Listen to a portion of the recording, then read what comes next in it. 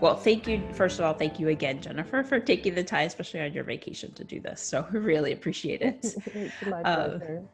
and you have been absolute joy to work with, Jennifer, through basically the past 9 months or so with our Health Fix program at the Gennev. And one thing that has always been a part of your journey is your relationship and connection to movement and exercise.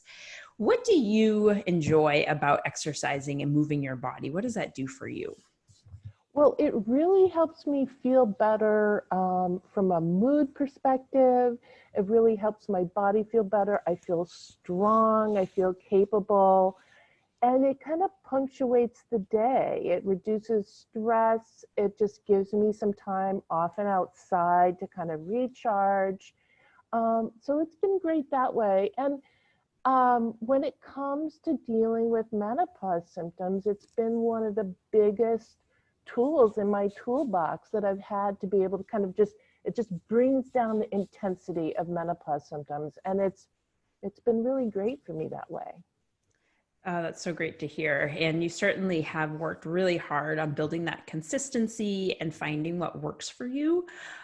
What have you noticed in terms of during your menopause journey? How has exercise and movement changed for you during this time? So that's a great question. I used to be more externally motivated, I Mhm. think. Like I'd sign up for an event, or I'd be working out with somebody who was more fit than I was. So and I enjoyed that, but I think I've gone more internal, and it's Mm. been more about what is working for my body at this point in time. I've really had to focus on that. And that's been really good. It feels Yeah. really good to do. And, I've learned some new things. I've learned that if I take things on too fast at this time of life, I do too much that's new, I might injure myself. So I Mhm. have to take things a little slower sometimes, but that really pays off. If you do, it's kind of like the slow and steady, wins the race for me. The tortoise, just keeps plugging away, and then you do make progress, and you do get stronger. And so I think menopause has kind of forced me to kind of work a little bit more internally, Mhm. and that's given me more strength and perseverance. That's awesome. Yeah, it sounds like you've really connected with listening to your body in a different way as well right now. Yes, I think so. I think it's really helped me to strengthen that. I think I Mhm. had some of that, but I think I have more now. Yeah. And someone that's been active for so long and now, learning what works best for your body, what's been challenging about that? What did you come up on any barriers or stumbling blocks in this process? Well, I think the injuries that I mentioned, Hmm. I would try to take something on and maybe go a little too far too fast. And then I'd get injured, and then I get really frustrated, and I'd have to pull back. And that's been challenging for me. Um, and sometimes I need a little help being motivated, whether it's Hmm. through talking with you at the Health Fix program, that's been huge, or talking with a friend. Sometimes I watch an inspirational video on YouTube or something, just kind of keeping going, especially when it's harder to sign up for a real event in the Hmm. pandemic. So sometimes that's a challenge, but the positive reinforcement I get from when I do move has Yeah. been really helpful to kind of help keep me going. Yeah. Once you're able to, if you overcome that barrier, there's that positive feedback that keeps you Hmm. going. Yes. Excellent. And with this process, you mentioned some things you really honed in on the strength and resilience that you found through this process. Is there anything else that you've really enjoyed in learning how to move and exercise in new and different ways right now? Well, I've been spending a lot of time outside. Mm. And so I've been doing a lot of trail walking, trail running, and that's been great to get that connection with nature, and also realizing that I don't have to do a massive kick butt workout every single day. Like I can go out there and have a walk. I can have a 20-minute walk. If I don't have a lot of time to take away from my work, I can get outside, get some movement in, I'll feel better, even if it's not a major workout. The major workout feels better than the walk, but you know, we can't always have everything. So even just taking those little bits of time and those little bits of movement, or taking a break from your computer and doing a plank or doing some stretching, just learning to integrate these little bits into my daily life, I think has been helpful. But you asked what was challenging. That was the question. No, this was, and what was enjoyable too. Oh, well, that's been enjoyable, is like kind of interspersing the movement. And the real challenging piece is just been dealing with some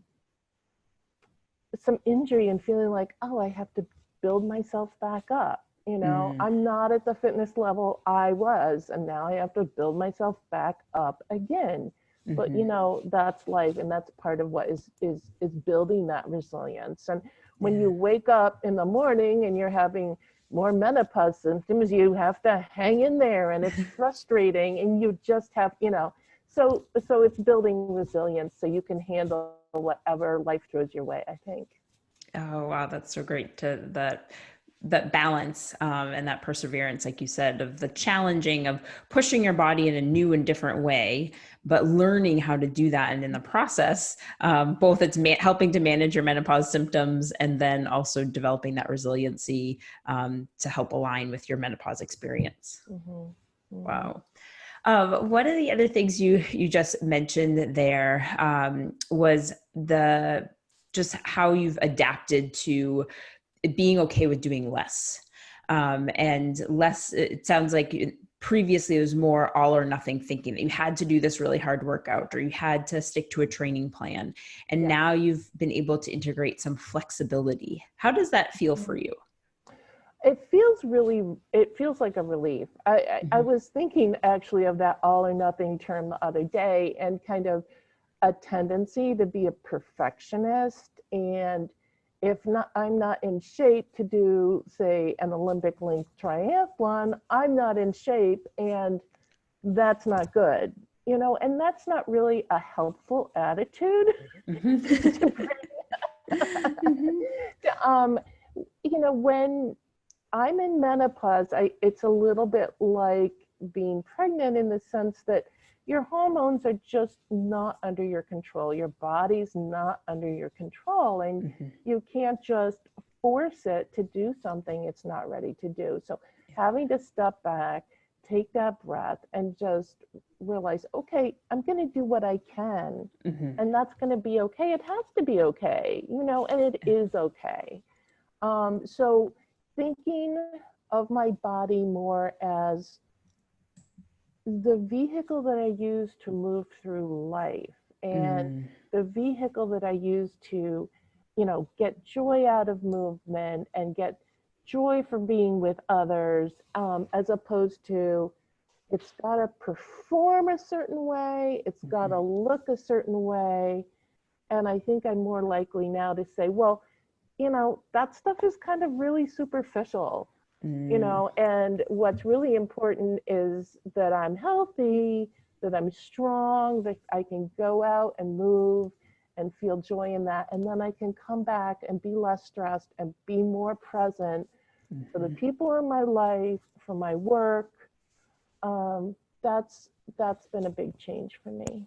Yeah. And that's so important. Thank you so much for sharing that. I think a lot of women can benefit from hearing that, because it's not uncommon that, especially women that's like yourself have been successful, have been working and doing all these different things. And all of a sudden there's these hormones that are out of their control that are actually saying, I need you to slow down. I need you to listen to this change that's happening inside of your body. So it's counterintuitive for so many women, and especially with how our culture says that women should keep going, don't stop, keep moving forward. But really there is that power in taking a step back, cultivating, and then redirecting where that energy goes so that you can feel good and show up for what's important in your life. Very much so. And you don't fight it. You have to go with it. You have to, like menopause is kind of like you're kayaking down this river and you don't know what's coming up, but there's some things you can do that are equivalent to kayaking lessons, right? You can do some things to make it better, but you can't completely control it. Yeah. And that's okay. Yeah, letting go of that control. It can be the hardest thing, but it sounds like you've found ways that when you do let go of that control, there's some freedom and acceptance that has allowed you to do other things. Yes. Yeah, excellent. Well, anything else that you have learned about your body and movement through your menopause journey that you'd like to share? I don't think so. Okay. See, I'm sorry. I don't have a good answer to that one. That's okay. I think you covered everything with what we talked about. And, as I've worked with you, it's been amazing to see this part of your journey where you have came in with more structured and rigidity around movement, and have really learned to just listen to what is it that my body needs right now, and how can I give my body what it needs so that it can give back to you, and respecting the process, respecting this menopausal transition, which is normal and natural for every woman's body to go through. That's right. That's right. And it's frustrating and it's hard, but we can learn from it too. Yes. Yeah. And I think that's the other piece too. It's important to also call that out, that yes, it's frustrating and hard. This isn't meant to say, yeah, just exercise and you'll feel better. It's more about, yes, it's going to be frustrating and hard, and what feels best in your body during this time to help make it maybe a little bit less frustrating and hard through this process. That's right. And working with you, Stacy, and working with the Health Fix program, it's been a huge help in getting me to this point. So I want to thank you for that. Well, we thank you for being a part of it and helping us to continue to work on changing how women experience menopause, because it does take all of us together, bringing conversation, normalizing this process, and really supporting each other through this time.